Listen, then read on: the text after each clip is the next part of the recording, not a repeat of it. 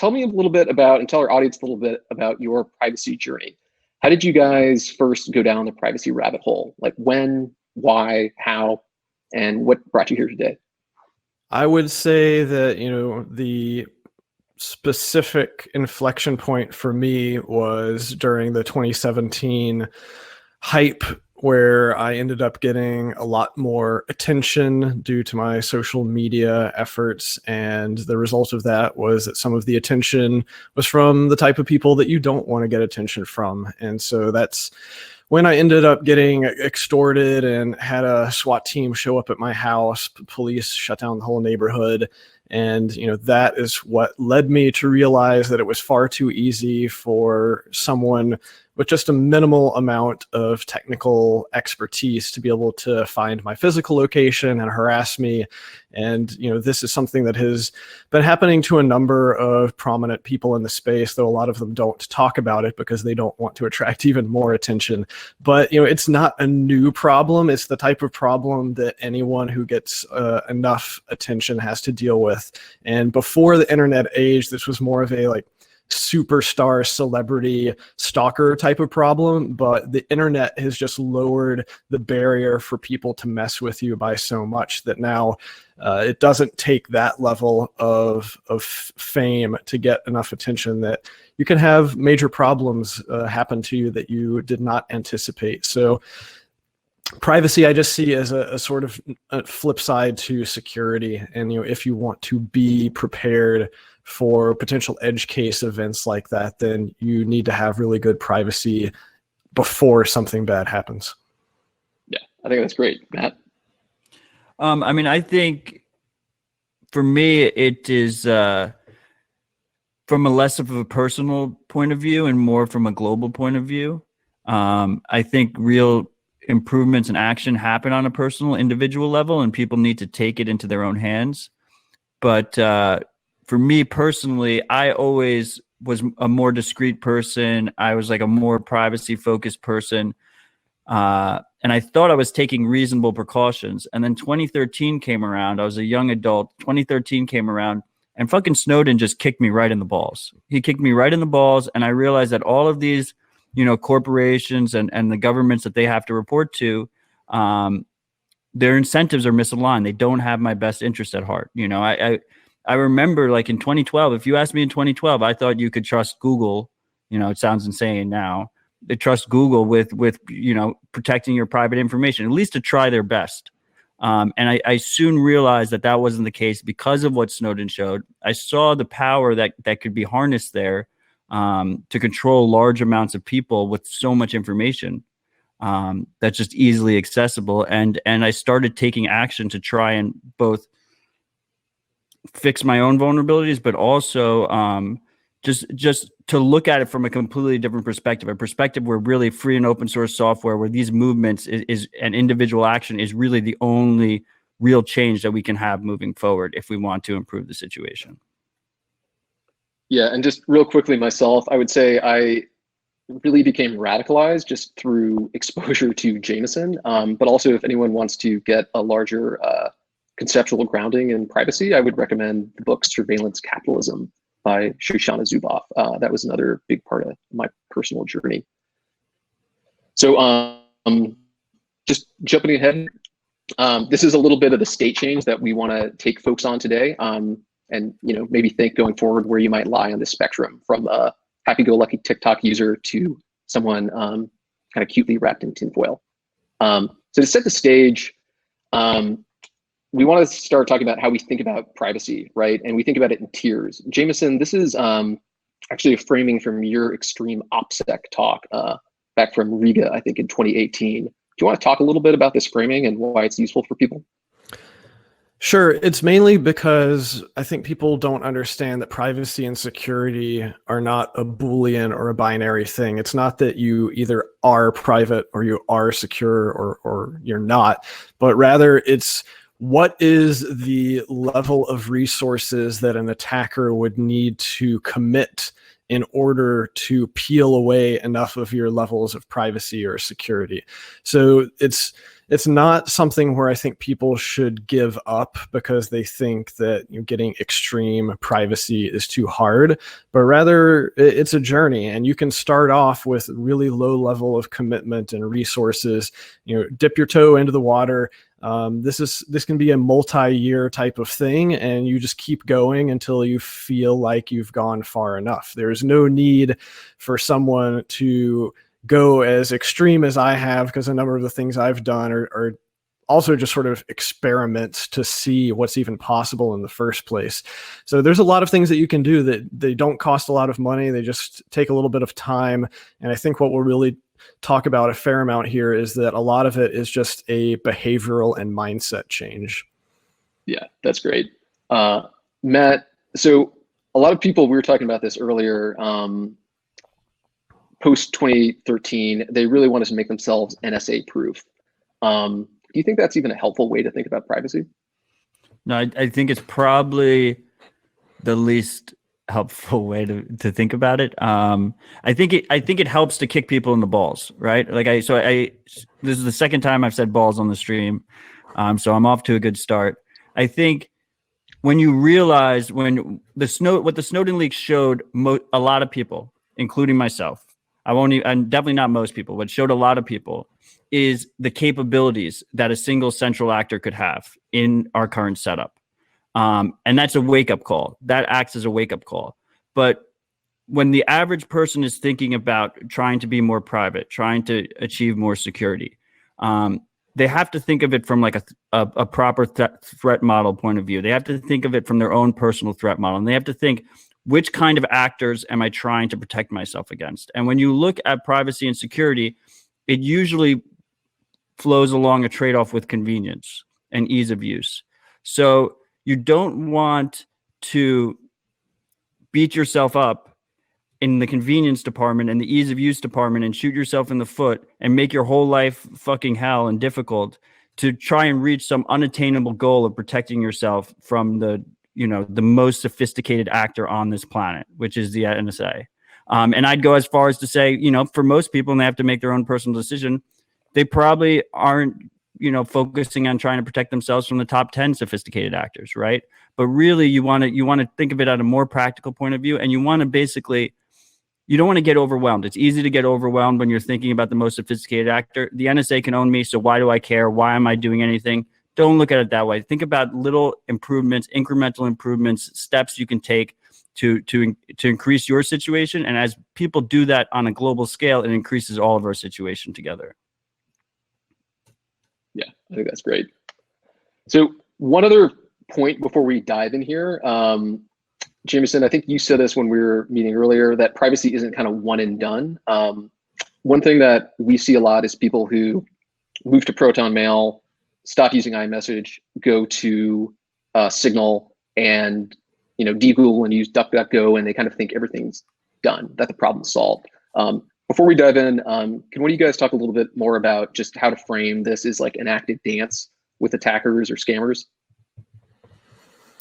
Yeah, I mean, the interesting thing, I think, from my long-term history is that before I went full-time into Bitcoin, I actually worked as a large-scale data analyst for an online marketing company that was sending out hundreds of millions of emails every day. So my job was the antithesis of what I do today, in that I was aggregating and analyzing petabytes of raw metrics data in order to help people sell stuff to other people.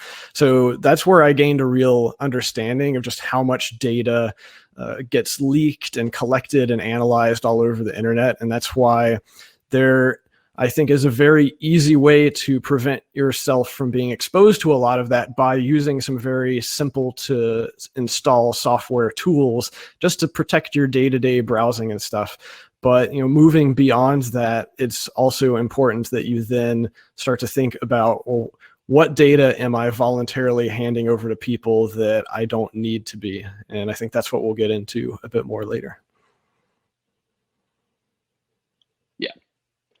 So I think the first thing we want to start with is just a basic principle, and then we'll move into some recommendations. So Jameson, this is going right off what you're saying here. One of our go-to recommendations here at Casa is that people assume that any data you share online can and will be stored indefinitely.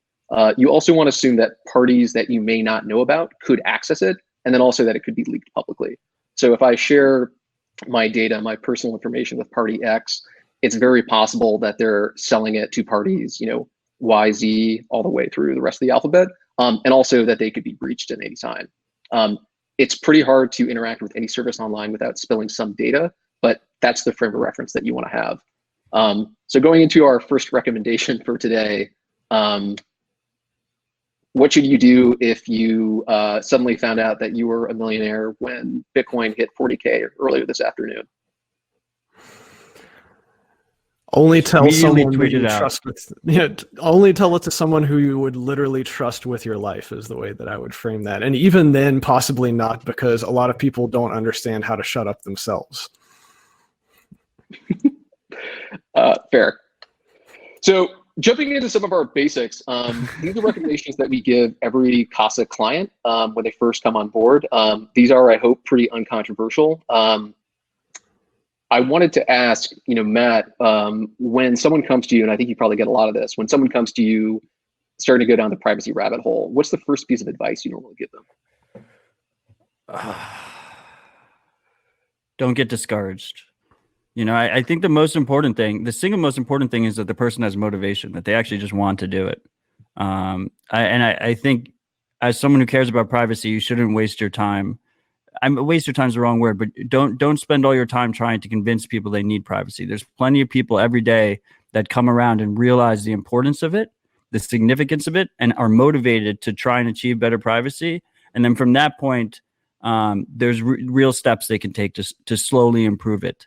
But if someone isn't motivated, they're going to choose the most convenient option. I mean, we live in a world where people, pay Google and Amazon for the privilege to wiretap their living room, and then they brag to their friends about it. Those people need to come around on their own to realize why privacy is important. You're never going to be able to convince that type of user to be more private. They've already made that decision. As for these items on here, I mean, I think VPN is important. I think a password manager is important. My favorite VPN is Molvad VPN. I hear good things about Proton. Express kind of has like a shitty reputation. I don't think anyone should really use Express, in my personal opinion. LastPass is like, I'm not sure if I love LastPass, but once again, everything's just an improvement. You could go down and you could start saying one is worse than the other. But for most people, even just using a password manager like the one built into your iPhone is probably a massive step improvement. Yeah, or Bitwarden is another good. Yeah, I love Bitwarden and KeyPass are my two favorites. Bitwarden, if you want some kind of hosted, more convenient solution, and KeyPass if you're fine with just keeping offline versions of your database. Yeah, I think that's great. All right, we'll jump forward. If you haven't done any of the steps on the previous slides, before moving forward, our advice is just do it. It can be tedious and annoying to set up, but if you just carve out a couple hours on a weekend, you're really going to dramatically change your personal security. So next up, our second principle is Bitcoiners are at greater risk. This should be obvious to most people on the call, but because Bitcoin is pseudonymous and also censorship resistant, there's a higher payoff for motivated.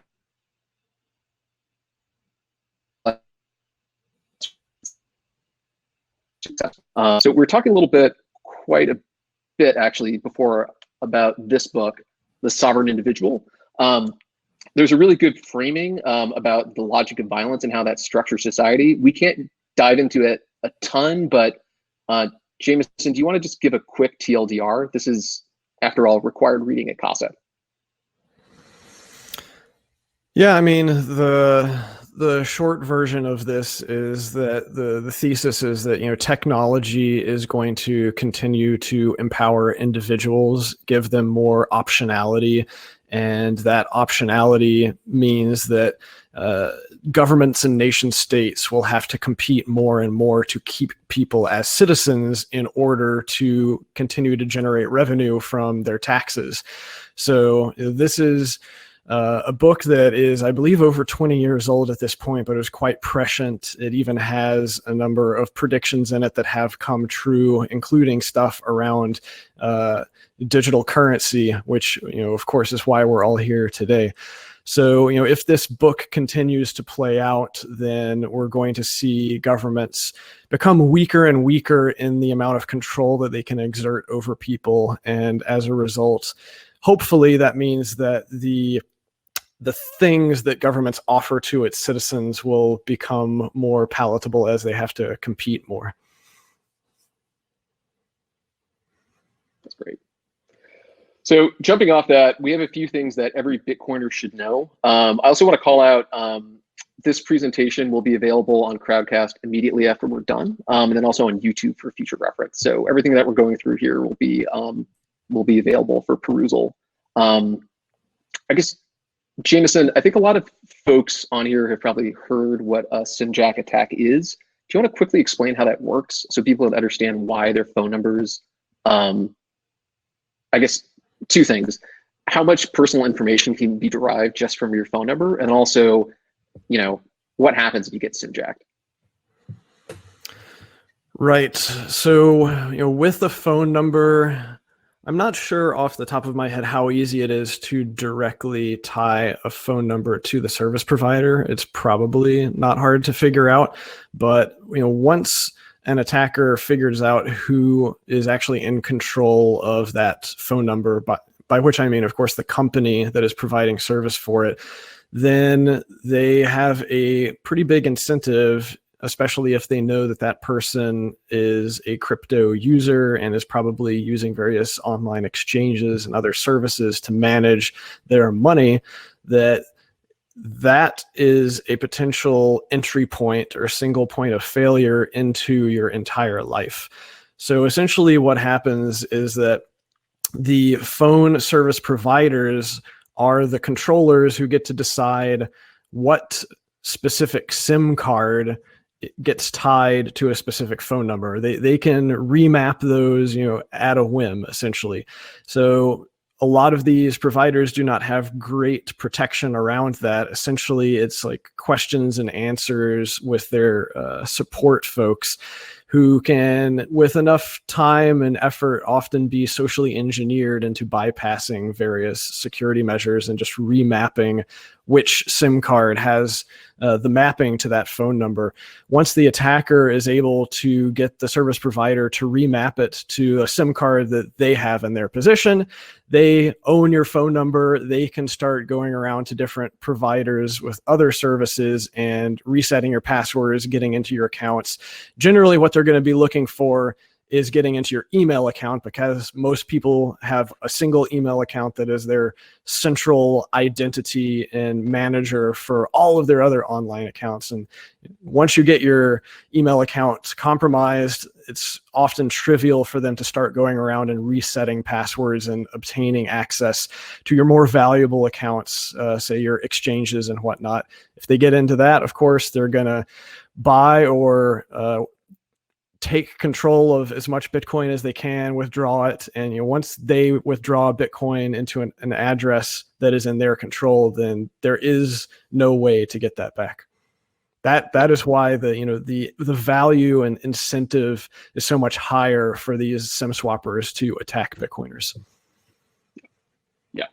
I would just like to add that I think like the problem is, as a society as a whole, we've basically, these companies, so many companies in so many industries, and the financial sector, not even Bitcoin, banking related is even worse, have basically been operating under this procedure where they use your phone number, which most people don't change throughout their whole lives, as both an identification and an authentication token, to basically provide root access to all account features. So you could have like the most sophisticated password, everything else, but if their internal systems are set up in a way that you can reset it with just access to your phone number, then all of a sudden the whole security of their system is reliant on the security of your phone provider.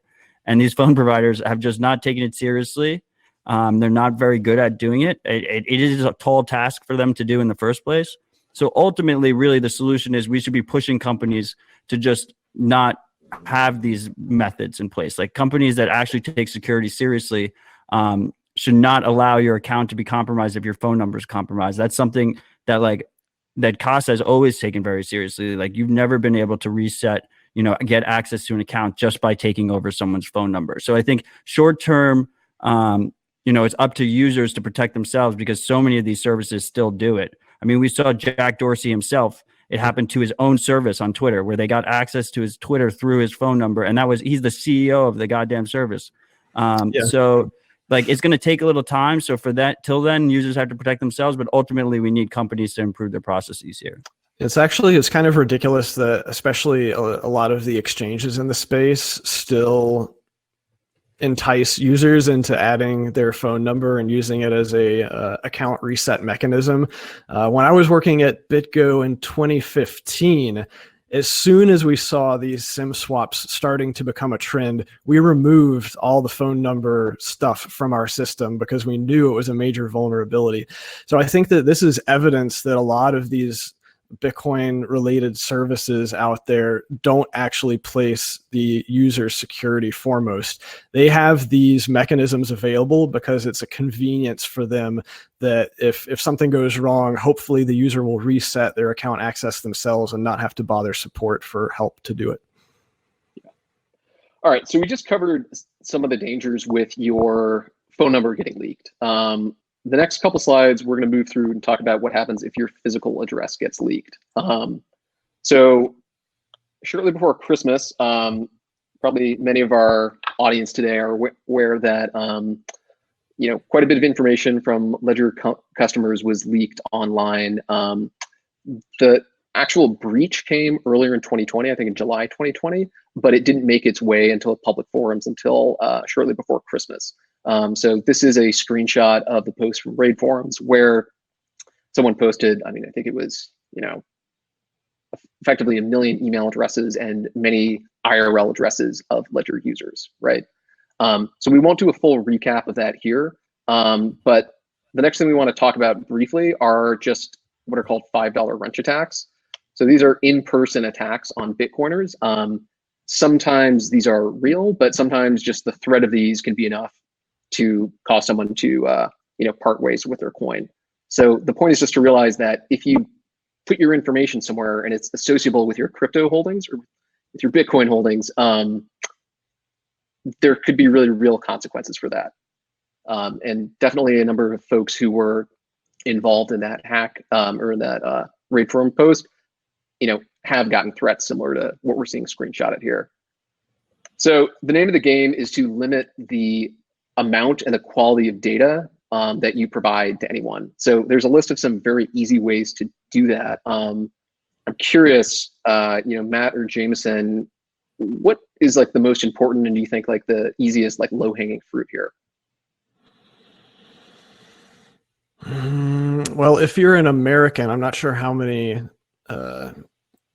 different countries it's available to, then you can get access to Earth class mail or similar services and privacy.com, similar services, so that, and this is what I do, like every time you make a purchase that requires shipping something to a physical address, you can use a completely unique credit card number, and you can use a shipping address that is not your home.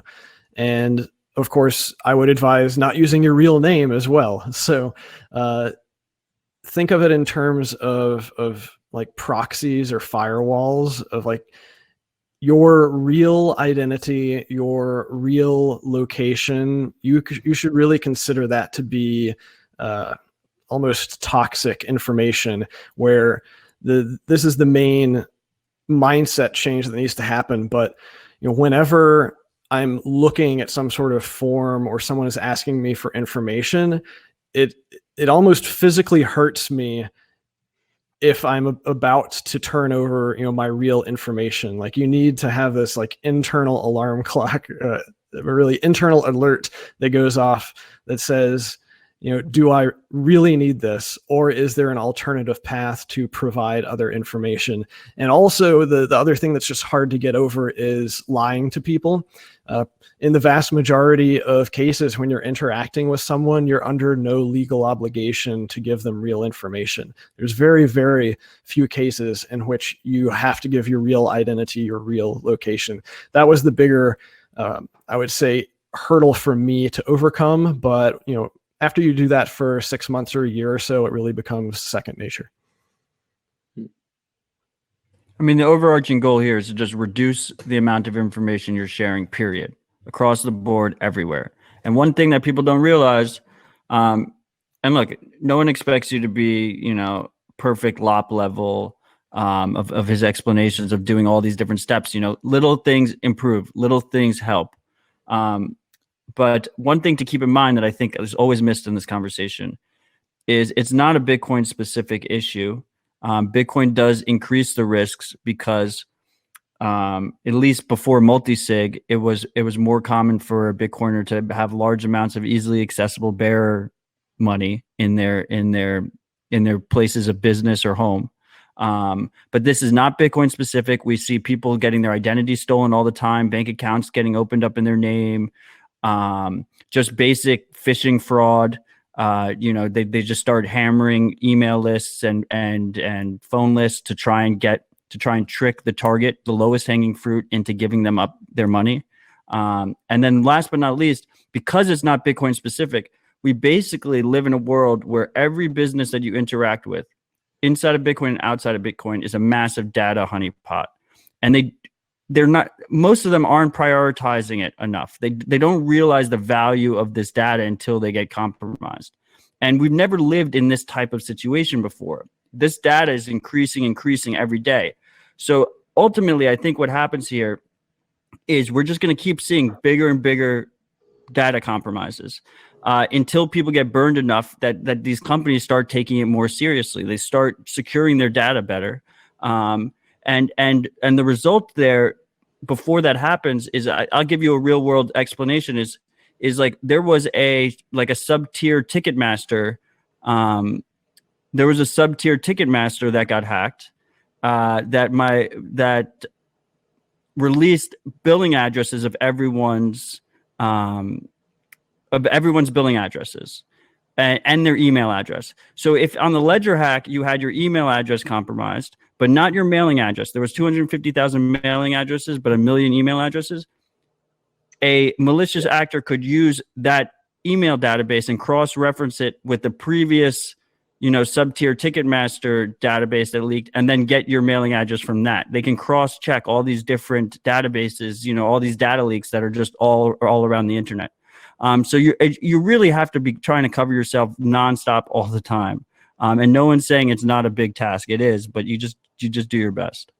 Yeah, I think the issue with phishing is interesting, because if you're always lying to your services that you're interacting with and giving them pseudonyms, and then you get a phishing message that says, hey, pseudonym, you need to do this or your social security is going to get wiped out or whatever, it certainly makes phishing a lot less effective. All right. Well, we're going to try to move pretty quickly and move on to questions in about 5 minutes. But I think we'd be remiss if we didn't talk, Matt, particularly to you for a second about mixers. For folks who may not be familiar with them, do you want to give a quick kind of recap of what they are, how they work, and your thoughts? I personally like to make the differentiation between mixing and CoinJoin. So mixing is historically have been these centralized services that try and give you some privacy in a custodial sense. They provide you custodial privacy where they're giving you better privacy from external actors, but you have to trust them both with your coins and your privacy. CoinJoin is a batch Bitcoin transaction where you send Bitcoin with other participants. It's a collaborative transaction that uses Bitcoin best practices to try and improve your privacy. And the key here, the reason is because all this data leaks that we were talking about just on the last slide, just in the last 15 minutes, when we're talking about cross-referencing data leaks, On the Bitcoin side, we just have this transparent ledger that if we're right is going to be there forever. It is never going away. We have this transparent ledger that everyone can look at. They can see all these transactions happening both in real time and historically, and then they can cross-reference that on any future data leak you have. So if you're not using the Bitcoin ledger in a responsible way, in a private way, thinking ahead of time about how you're using it, you can either get screwed from the side that your private information leaks in the future, and someone could then use that information leak to figure out past transactions you made. Or it could be the opposite, where you could be a otherwise private individual and your lack of proper Bitcoin usage actually is the data leak that exposes your privacy. And that's what we saw with the Twitter hacker, where the Twitter hacker, didn't have fantastic OPSEC, but really the nail in the coffin for them was how they interacted with the Bitcoin ledger. The Bitcoin ledger just blew them wide open. That was their big privacy shortcoming. Yeah, Jameson, a similar question about Tor. I was jokingly asking you before if you would describe yourself as a Tor maximalist. Myself, no. I mean, I use it from time to time when I want even better privacy, but it's not something that I use 100% all of the time. There are, of course, trade-offs between privacy and convenience. And, for example, if you're going around the internet on Tor all the time, you're probably going to find it's a lot less convenient for you. A lot of sites will be broken or will outright block you from using the service in the first place because of a lot of attackers use Tor.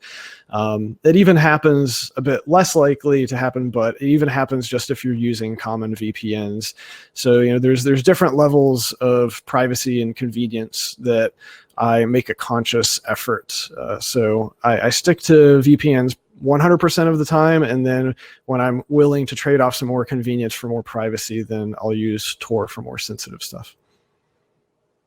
Cool. Yeah, so I mean, just to expand there, the trade-off, the difference in trade-off there is when you use a VPN, you have this trusted relationship with your. I mean, if you use a hosted VPN, a shared VPN, which is what most people are using, which is what we were talking about earlier with Proton VPN or Molvat or something, there's a trust relationship there where you're trusting that hosting provider. But in return, what happens is you're getting a faster experience, a more convenient experience than if you use something like Tor, which is trust minimized. Well, cool. That's the main trade-off, at least. So I think we're going to move into questions just a second here. The one thing I want to ask Jameson before we go in is, we'll show some links in a second where people can learn more about your kind of privacy rabbit hole. This itemizes a few of the things that you did. Was there anything that you want to call out here that was like surprising as you learned along the way? Like maybe how much this cost, maybe how there was a higher or lower social cost to some of this, but like when you went on this journey, I guess it's 2018, 2019, what surprised you? I mean, I knew it would be hard. The big problems that I ran into is that, you still have to have trusted relationships. So just like Matt was saying, when you use a commercial VPN, you're entering into a trusted relationship with that company. When I was doing other things, setting up various legal entities, I had to enter into trusted relationships with attorneys and bankers, and in pretty much every case, they leaked data and let me down at one point or another. Nothing that was too critical, but still major annoyances. And this was a recurring theme, really, is that I really found that I couldn't trust anybody perfectly. Like even members of my own family, I could not trust to keep certain secrets. And so that was actually why after a few years, I redid everything with even a higher level of paranoia and less trust in any third parties. But the biggest pain for me that I ran into was the driver's license issue. And that's because in the majority, if not all states in America, this is the point where like the government really tries to get you and like pin you down, because they tend to require multiple hard proofs of residence, things like utility bills and bank statements and things that are very hard to get without actually renting or owning physical property. They're really trying to pin down your physical location with that stuff. And so that ended up being one of the biggest expenses too, is just like finding a really crappy property that met those requirements that I could then use for my driver license. Yeah, I mean, getting a driver's license, you kind of have to do like 3 to 5 multi-sig with different PII containing documents. So, all right, let's jump in here. We've got a bunch of questions for the audience. We've got just a few more minutes booked, but we can go a little bit longer. So the first thing, and this is something we see a lot, is a question: how can you protect your privacy with Bitcoin after you've already been KYC'd by the exchanges? This is a situation a lot of people are probably in.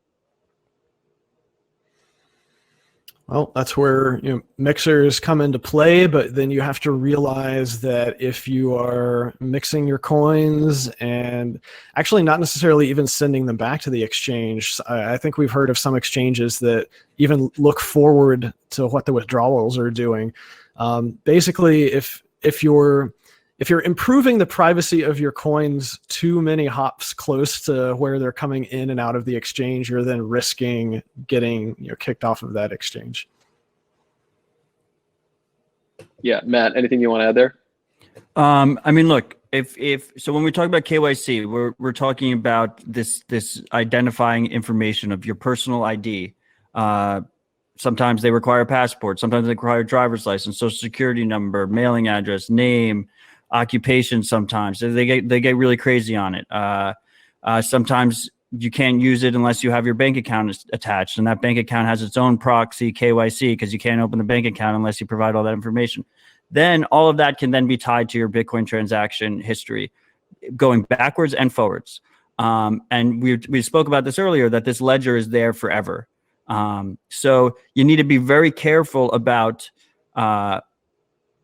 trying to reduce the damage that information can happen, because what happens is your transaction history leaving the broker or the exchange can leak, and also your KYC info can leak, and we've seen it leak in the past from these exchanges. I'm pretty sure Binance happened to them. It was an unconfirmed report, but it seemed like it did.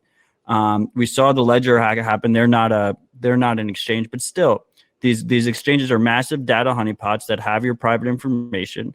And you have to kind of just assume that they're going to get leaked, stolen, shared, bought, like this is like the kind of situation we live in. So then you have to ask yourself, okay, I've already KYC'd, I've already bought Bitcoin. So I've already shared my personal information with this service. They know I own Bitcoin. They know how much I bought at the time. If you use CoinJoin and use better Bitcoin privacy practices going forward, you can reduce the data leak of your future transaction history after you leave that service. But obviously, you can never erase the fact that you've purchased those coins and how many coins you purchased and how many you've withdrawn. You just can't. That's impossible to remove that record. So you just try your best, and you try and reduce that, and you try and use non-KYC means as much as possible going forward. But it's just a constant trade-off balance that you have to deal with. Another thing that I don't think comes up a lot is, like, if you know that you're going to be moving soon and you want to keep using AML KYC services, sign up for all of them like right before you move. And then in my experience, they never ask you for that information again or ask you to update it. So that's one potential easy compromise, I guess. Cool. So I think this segues into another good question, which is, non-KYC coins are in demand, but often more difficult to acquire. Can you comment on physical security purchasing BTC directly from others, or with local Bitcoins or similar service? Well, face-to-face trades are the most dangerous thing you can do. If anyone takes a look at my GitHub, where I'm tracking all of the physical attacks against Bitcoiners, I think close to half of them are for face-to-face high-value trades. So definitely be very careful about your physical security. If you're going to be doing that, it needs to be out in the open in a public place with video surveillance, so that if anything does go wrong, you have a lot of evidence that's collected automatically. Otherwise, you can use more sophisticated means of doing private peer-to-peer transactions that don't have that physical danger. But of course, it's going to be involving trade-offs again. It's not going to be as fast or as convenient as just clicking buy on an exchange. I would just add there that, yeah, I mean, I if you use cash, it's going to be the most private way, but obviously you have cash on you. So when you're physically in person trading that cash for Bitcoin, obviously you're at in heightened security risk. And just to go back on the previous statements about KYC and exchanges, this is not me dismissing all KYC services. Like these services that operate in the Bitcoin space and interact with your bank account or a custodial service are compelled to require KYC. And I'm not dismissing all of those companies. What I'm saying is, if you are going to use one of those companies, make sure you fucking trust them. You're trusting them with your private information. And that's a relationship that is going to go on forever. They can't delete that information most of the time because of regulation. So you're trusting them, and you better pick your privacy custodians carefully, because it could haunt you down the line. Reduce the amount of them you use as possible. So I've got another good question here, which is, would changing your phone number reduce the chance of a SIM swap happening? Depends on where you've leaked that phone number to. The problem with phone numbers and email addresses and whatever is that people tend to have one, and then the same problem with credit cards, really. They have one phone number, one email address, one physical address, one credit card, and they give that information out to hundreds, if not thousands, of different entities. And that's just increasing your risk of the data leaking. So if you switch over to a completely new phone number, then that's only going to protect you if you stop giving it out to everybody. So, maybe you have one phone number that you use for critical things and talking to family, friends, whatever, and then you have multiple other phone numbers that you only use for specific things to basically compartmentalize them and minimize the damage that would be done if they somehow got swapped out. Yeah. Phone numbers suck and they need to die. We're just trying to wait it out for now. Okay, I've got another one. Should people be cautious about checking their addresses or balances on a block explorer? So we've got a question here, like if I'm using a VPN, is that good enough for me to go, check out my transactions on a block explorer? I wouldn't be too worried about it. Obviously, the best option would be for you to run your own node and run a block explorer on top of it. But that may be asking too much for a lot of people. But that continues to get easier and easier. Especially if you're accessing it over Tor or VPN, you've got at least one layer of protection there. Yeah, I mean, the risk here is that they can the block explorer, you're entering into a trusted relationship with them, and they can associate your IP address, your computer's public address, which can also be associated with your location. And if you're a sophisticated actor, potentially your real address and name with your Bitcoin transaction. So if you use a VPN, then all of a sudden you're adding another trusted relationship in there and hope that the VPN provider will protect your IP address from the blockchain explorer that is possibly connecting your transaction data. And if you use a Tor, it's a little bit more trust minimized. But then there's these exit node issues if you're not using an onion site. Blockstream.info, for instance, their block explorer has an onion site. This all sounds very complicated, but ultimately the reality is that there's going to be different trade-offs here for all of these different things. And you're going to have to kind of think about it and look at it and decide what's best for me in my given situation. But as Lopp said, the best option when you're interacting with any of these Bitcoin services is to use your own node. And fortunately, it has gotten easier. These packages like Umbrel and Raspberry Blitz and MyNode that allow you to basically install a node, 24/7 dedicated node on an open hardware on Raspberry Blitzes, on Raspberry hardware, allows you to then also host your own Block Explorer. So you can, and it's not even necessarily for you. Maybe you have a host, you're hosting it, and then all of your Bitcoin friends, like if you're the Bitcoin guy in your group, they can use your Explorer. So instead of them trusting Blockstream with their privacy, they trust you instead, and you could be that trusted party for them. All right, so I've got one other question here. It's about password managers, but I think it applies to other kind of like sleeve services, like we're talking about, like remailers or even VPNs. So you recommend online password managers, but what if they get compromised? Well, what does compromised really mean, right? There's so many different ways. Ideally, if you're using an online password manager, like LastPass, for example, which some people are not a fan of because it's closed source, there's more trust there.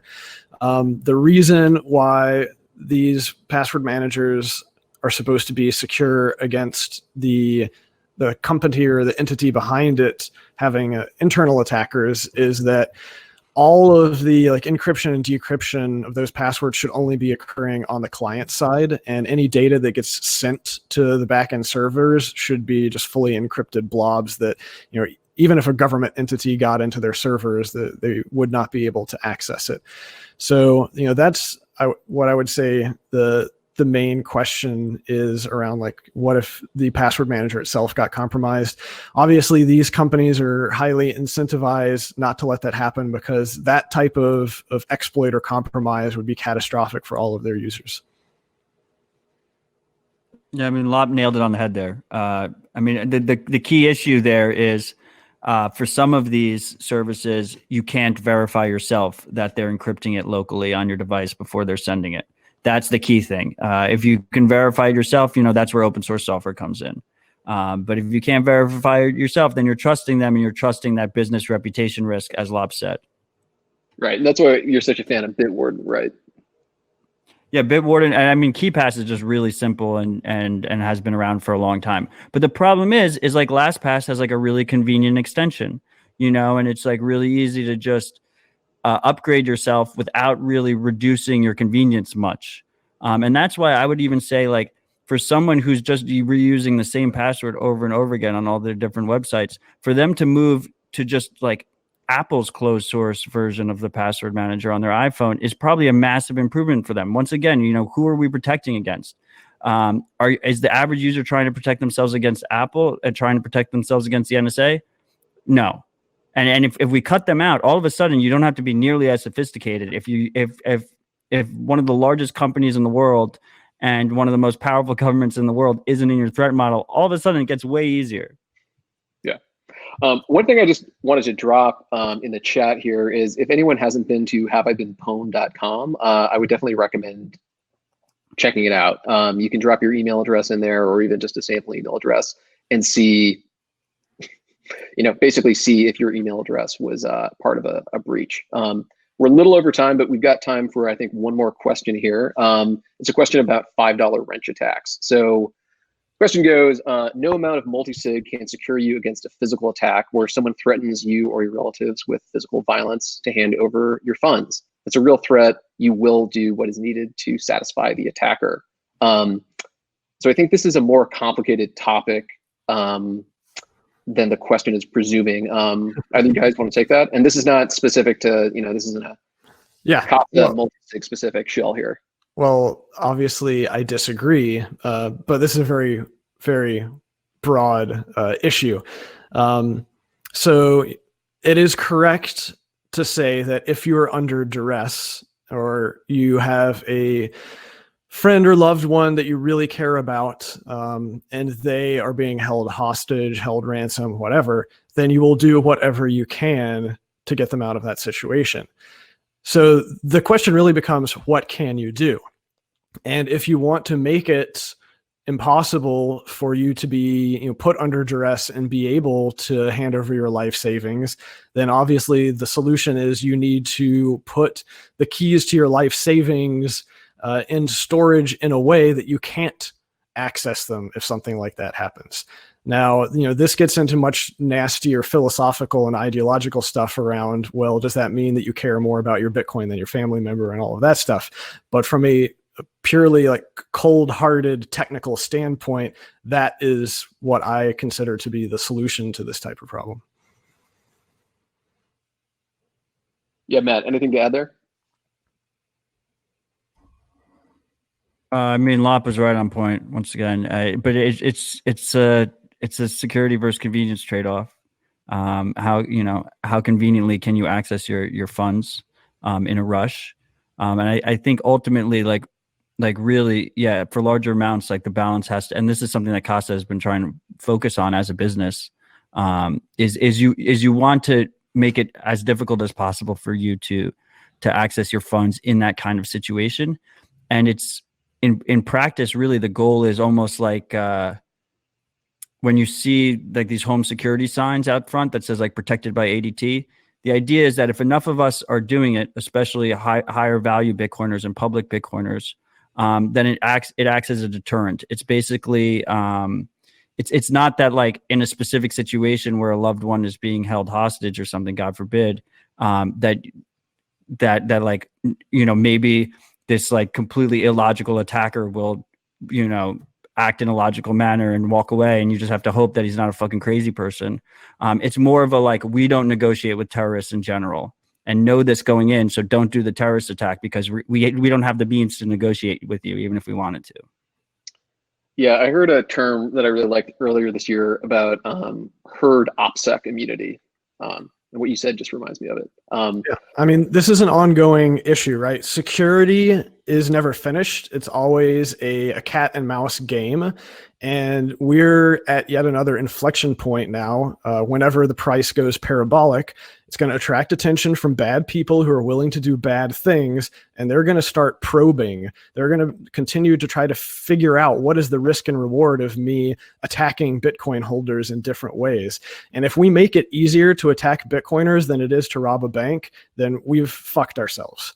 So we need to be better than banks. And in order to be better than banks, we need to use the technology in a way that gives us security that is better than a single bank location. And we have that technology. We just need to get people to adopt it so that we can get that herd immunity that you're talking about. Yeah, and I mean, an interesting point, if you're using multi-sig correctly and you have enough keys and you have them with the right access controls, the average Bitcoiner can actually have stronger security than, unfortunately, most exchanges over the last 10 years. All right, well, we're a couple minutes over time. I just want to say thanks to our audience for the awesome questions. If anyone here is not following Lopp and Matt on Twitter, I would definitely encourage you to do that. It's a pretty fast-changing environment, and you're going to pick up all kinds of great stuff from these guys. So with that, we are closing Keyfest. Big thank you to everyone who joined, and we'll see you next time.